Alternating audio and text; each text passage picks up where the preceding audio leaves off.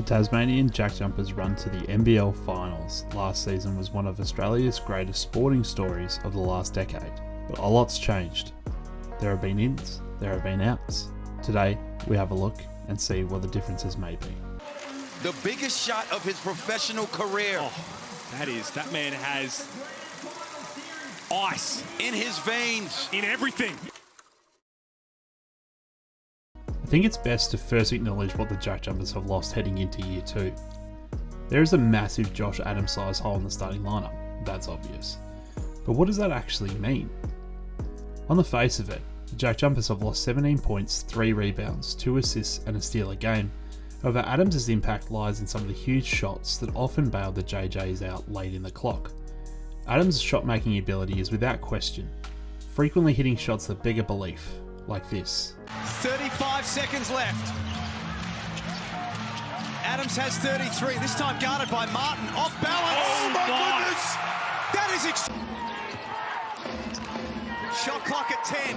Adams the off balance. Oh my goodness! Unbelievable! That's the game! It would also be unfair not to talk about Adams' ability to get to the rim and finish through contact, which made him a legitimate multi-level scoring threat. His ability to be an off-ball lob threat also created space for others and led to some of the best players of the season, like this one. Gee whiz. The Jets threw it upstairs for Josh Adams. He went to the next level. Perfect pass. Have a look at this. Beautiful. Also, it is important to look at Adams' advanced stats, which do paint a broader picture of his impact. Adams had the equal highest usage percentage of any starter in the league at 30%. This is not the worst stat, as his true shooting percentage was 53% last season, which was good enough for 15th in the league amongst players that played over 200 minutes. In reality, however, particularly at the start of the season, Adams could be a black hole for offense and ball movement. The ball did tend to stop with him, which was not always as the offense was designed. This becomes evident when reviewing his assist percentage, which was just 14%. This is very low, especially for a guard that touched the ball on nearly every play when he was on the court. Unfortunately for the JackJumpers, the result of this was that any time that early clock offense broke down, instead of running something else, a majority of the time Adams would try to isolate his man, which basically reduced everyone else's role on the court as role of spectator. Whilst this was sometimes a beneficial factor for the JackJumper offense in the playoffs, one could argue that it was a consistent negative for a large portion of the season. It also meant that Adams could not play a huge amount of minutes without backcourt running mate Josh Magette, as the ball would stagnate and the offense would often break down. Running the team at the point is not really an Adams skill set. Without a consistent second playmaker on the floor, Adams struggled and often took bad shots. However you paint the stats, the reality is that the JackJumpers have lost a huge offensive cog that has to be replaced in this upcoming season. It's not going to be easy to plug in 17 points a game at 53% true shooting percentage. The JJs also lost Canadian swingman Mikhail McIntosh. It is accurate to say that the loss of McIntosh is not at the same scale of Josh Adams. I personally like Mikhail. He definitely added an element to a predictable offense when he was on the floor. All feelings aside, there were some cold hard facts about McIntosh's impact on the floor that cannot be ignored.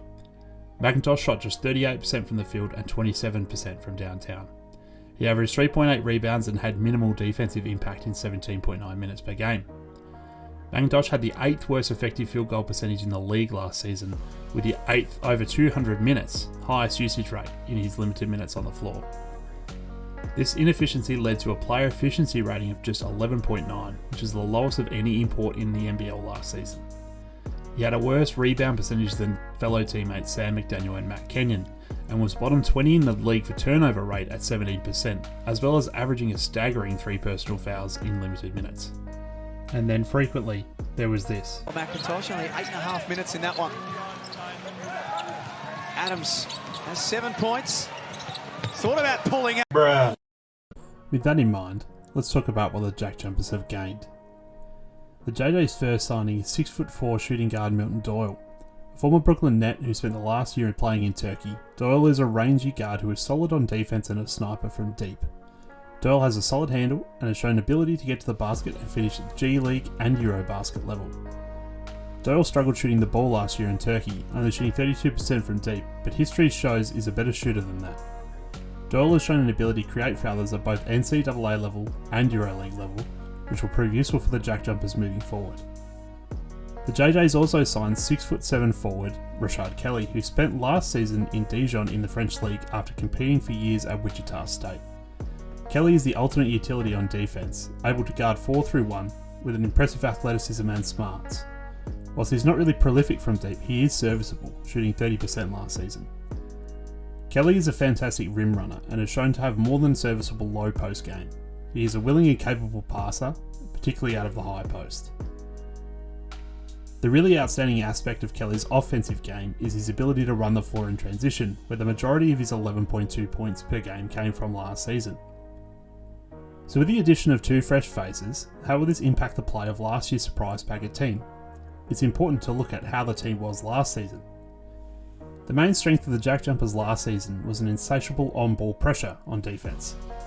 The JackJumpers led the league in steals last season. Both Kelly and Doyle are arguably better defenders than the 2 players they have replaced. It is about whether they're able to maintain the JJ's intensity. Offensively, the JackJumpers run much of their offense through high post screening, utilising Spanish action and single and double off-ball screens for shooters. They utilise off-ball movement like Iverson cuts from inbounds and generally try to keep shooters on the move while Adams was off the floor. On paper, the JackJumpers really struggled on defense last year, having the 4th worst defense in the league. They particularly struggled in the paint last season, especially after the injury to centre Will Magnay. They were also really bad at rebounding the ball due to a lack of size inside and were the worst rebounding team in the league. It is also no secret that the JackJumpers like to slow the pace of the game down.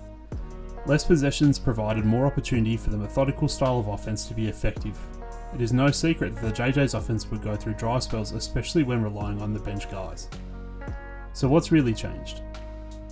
I believe that Doyle will fit in on a more off-the-ball role whilst Magette is on the floor. Magette was an excellent facilitator last season, averaging 6 assists and leading the league. In theory, Doyle would be a good option at the primary ball handler role while Magette is off the floor, giving the JJ's offensive firepower and allowing Magette to get the rest that really wasn't possible last season. Doyle is a capable dribbler and passer to manage those minutes, and shotting at least some of the scoring load. Doyle has shown he is very capable off-ball shooter, which means he will thrive with Magette on the ball with a screening offense. Kelly is a substantial upgrade on both ends of the floor. His ability to roll to and attack the rim will certainly give the JJs a different look. The JJs basically had no bailout post offense late in the clock last year, as Magnay is not a fantastic post player, but Kelly does offer some value in that aspect as well. Ultimately, I think that Kelly will appreciate playing in transition with 2 guards who can find him on his way to the basket.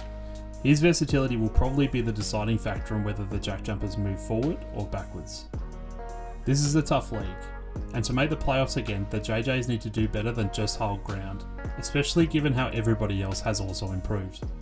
I think they have a chance to do it. What do you guys think? Leave a comment below and feel free to like and maybe subscribe. Till next time.